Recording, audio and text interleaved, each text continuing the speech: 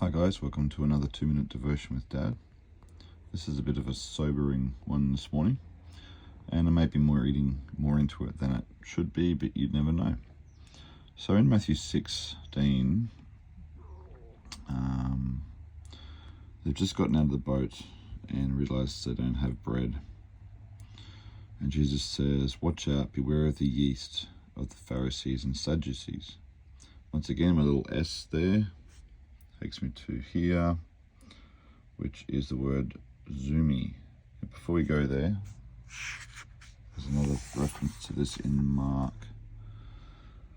And this time it's recorded that he says, "Watch out, beware of the yeast of the Pharisees and of Herod." Now when we go to this wonderful word dictionary, zumi down the bottom here, leaven. Well, no, we already knew that. Leaven refers to a substance used as an agent for fermenting dough, with the associated meaning of a change agent that is subtle and gradual yet thorough. And when I read that phrase, I know this is now a man's translation of this word and the wording of. However, if Jesus is talking about this concept, this principle, when it comes to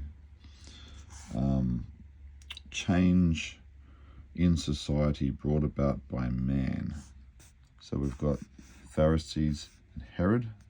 So the Pharisees were all about, religious, spiritual law.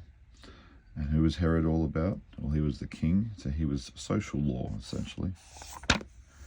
And over here, Pharisees again, religious law, and Sadducees, the scribes, of how things are read. Such powerful words. Jesus knew exactly what he was saying when he was pointing out these people, because now we're talking about agents of change in our world. And I just wanted to highlight we need as Christians to be vigilant with what we allow to go in to our lives, because Jesus goes on to talk about, when I fed you with 5,000 with 5 loaves, and you had leftovers, and the 4,000 had leftovers.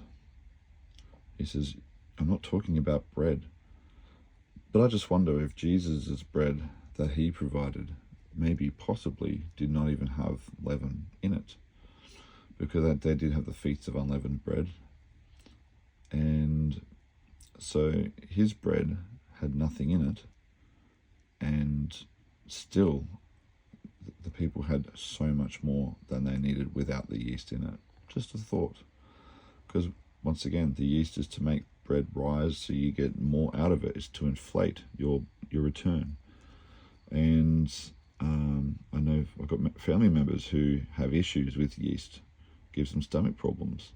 I just wonder if all these things are related, where the yeast itself is, even though it's useful, it's not beneficial.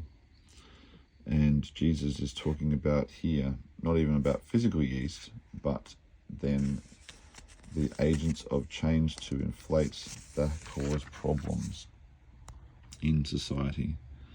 We see it in our creeping in over time, decades of things, changes, ways of thinking, into the education and the schooling system, even in the churches, doctrines that are creeping in. It's slow.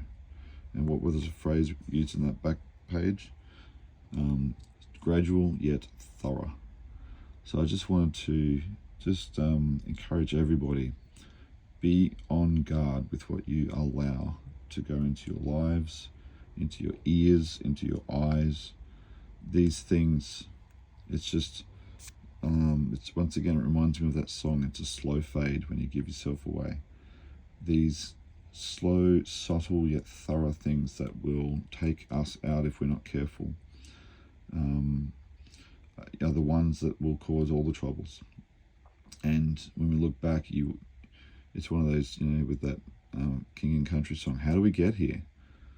And it's the gradual thing. And I could talk for hours about this, but I just wanted to highlight Jesus. He was very, I don't want to use the word crafty because that has a negative connotation. He was very clever with his teachings, his little words that he would use just to point out things. And he made it specifically clear. He says, I'm not talking about bread. Even though they got argument, that's just the irony of this whole story.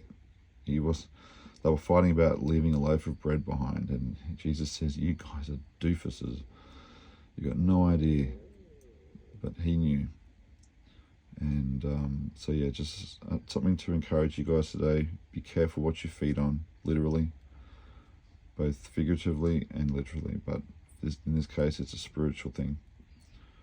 And just want to encourage you, and it's a challenge to me too. Bless you guys. Love you so much. Have a great day. Bye.